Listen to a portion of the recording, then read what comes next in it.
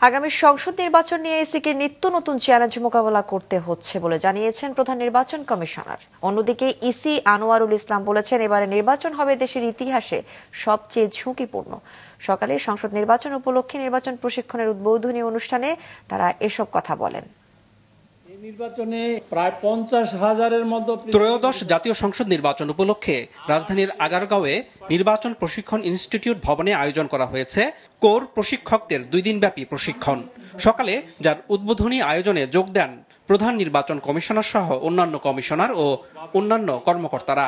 2 ধাপে 80 জনকে এই প্রশিক্ষণ দেয়া হবে, যারা দেশ জুড়ে প্রিজাইডিং কর্মকর্তাদের প্রশিক্ষণ দেবেন।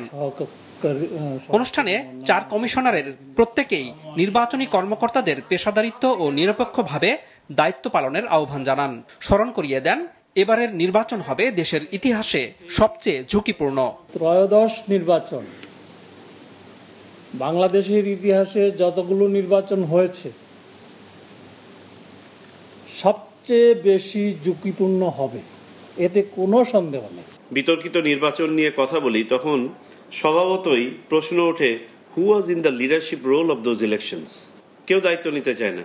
কমিশনের অফিসাররা বলে, স্যার আমরা তো কোনো ভূমিকা পালন করি নাই, এটা ছিল প্রশাসনের হাতে। প্রশাসন বলে এটা করেছে পুলিশ। No, it is the election commission who is in the leadership role of the thing. You will won this election. ভালো হোক খারাপ হোক, এটা আমার নির্বাচন এবং খারাপ হওয়ার আর কোনো সুযোগ নেই। প্রধান নির্বাচন কমিশনকে জুতার মালা পরানো হয়েছে এবং আমরা আরেকটু যোগ করে যদি বলি, আরেকজন প্রধান নির্বাচন কমিশনারও বর্তমানে কারান্তলে রয়েছেন। দুঃখজনক। পরিস্থিতির জন্য কে দায়ী? বিশ্লেষণের দরকার। প্রধান নির্বাচন কমিশনার বলেন, আগামী সংসদ নির্বাচন নিয়ে ইসিকে নিত্য নতুন চ্যালেঞ্জ মোকাবেলা করতে হচ্ছে। এই কমিশনের বটম লাইন হচ্ছে প্রফেশনালিজম এন্ড নিউট্রালিটি। নিত্য নতুন চ্যালেঞ্জ আমাদেরকে মোকাবেলা করতে হচ্ছে এখন, যে চ্যালেঞ্জগুলো আগে ছিল না। Challenges like abuse of AI, abuse of social media, এটা তো ছিল না।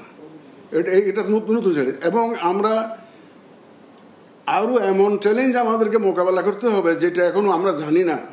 এবার প্রথমবারের মতো ভোট দেবেন প্রবাসীরা, আর ভোটে তাদের টার্ন আউট প্রত্যাশার চেয়ে বেশি হবে আশাবাদ জানিয়েছে নির্বাচন কমিশন।